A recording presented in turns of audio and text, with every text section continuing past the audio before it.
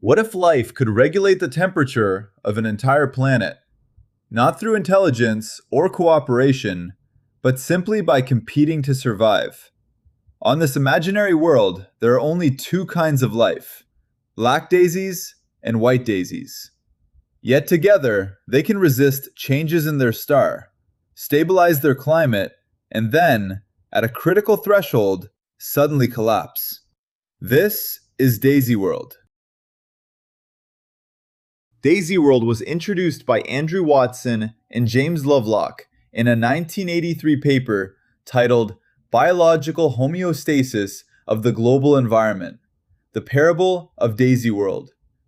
The authors were exploring an idea associated with the Gaia hypothesis, that life and the physical environment may form a closely coupled system. Their model was not meant to reproduce Earth. Instead, it asked a more basic question: can ordinary biological and physical feedbacks produce planetary regulation at all? Daisyworld has a cloudless atmosphere and almost no greenhouse effect. Its surface holds bare ground and two species of daisy. Black daisies absorb more sunlight, so their surroundings run warmer than the planetary average. White daisies reflect more sunlight, so their surroundings run cooler. Both species grow best near 22.5 degrees Celsius, and growth stops entirely below 5 or above 40 degrees. That one biological constraint, a preferred temperature, is the key to the whole model. Imagine the planet begins cold. Dark daisies create warmer local patches, so they outgrow their white rivals. And as black coverage expands, the planet absorbs more energy and warms.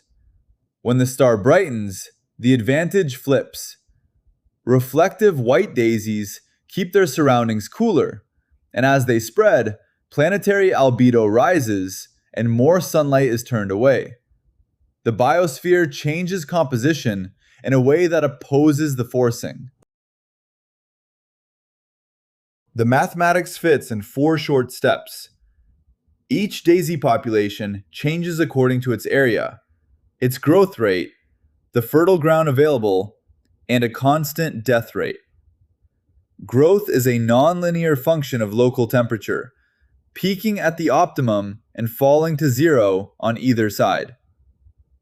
Planetary albedo is the area-weighted average of ground, black daisies, and white daisies. Finally, absorbed starlight balances the heat radiated to space. Changing the daisies changes albedo, which changes temperature, which changes growth, and that closes the feedback loop. Now watch the feedback operate. The green line is the temperature of the living planet. The amber line is total daisy coverage, and the dashed gray line shows an identical planet without life. As stellar luminosity increases, the lifeless planet steadily warms. Daisyworld behaves differently. Its biological composition shifts, and its temperature stays much closer to the growth optimum. The daisies have not eliminated the forcing, they have reduced the planet's sensitivity to it. The remarkable part is that none of the daisies is trying to regulate anything. Black daisies are not trying to warm the planet, and white daisies are not trying to cool it. Each species simply grows where local conditions favor it, and planetary regulation emerges from competition. The halo in this visualization is an interface summary. Green while regulation is active, amber near a threshold, red after collapse. It is an indicator, not a physical ring from the paper. But Daisyworld is not an unlimited thermostat. This response curve plots equilibrium temperature against stellar luminosity. Green for the living planet, gray for the lifeless one, amber for daisy cover. Across the central region, the living temperature stays relatively flat even as the star changes. That is the regulatory regime. Near its boundary, the behavior becomes strongly nonlinear. Once the daisies can no longer reproduce fast enough to replace their deaths, the population collapses, albedo returns to bare ground, and the temperature rapidly rejoins the lifeless trajectory. This is a loss of biological regulation. It is not a runaway greenhouse because the model contains no greenhouse feedback at all. The collapse point is not a universal number. It depends on the ecology. Raising the death rate makes it harder for daisies to maintain coverage, and shrinking the fertile area limits the strength of the biological feedback. Both changes narrow the range of stellar output in which regulation can survive. Resilience depends not only on the forcing, but on the health, extent, and response rate of the biosphere itself. Earth is vastly more complicated than Daisyworld, but the organizing principle is real. Vegetation changes surface reflectivity and moves water into the atmosphere.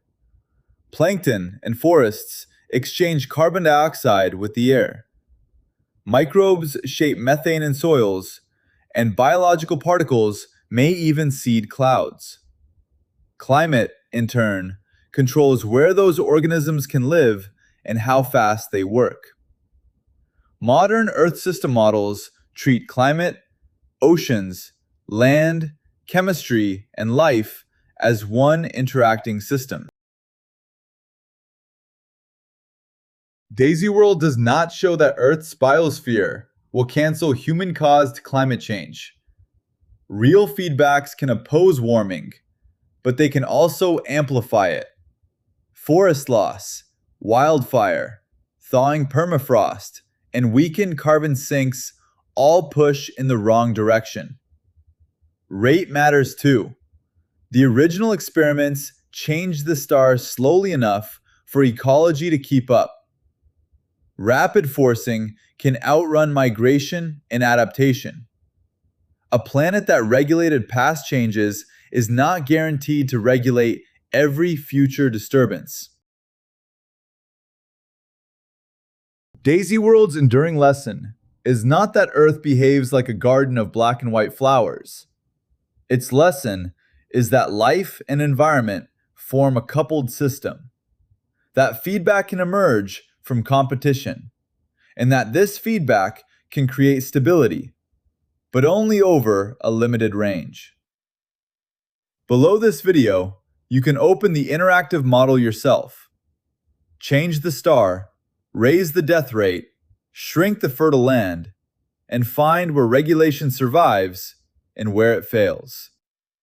Because balance can emerge, it is never guaranteed.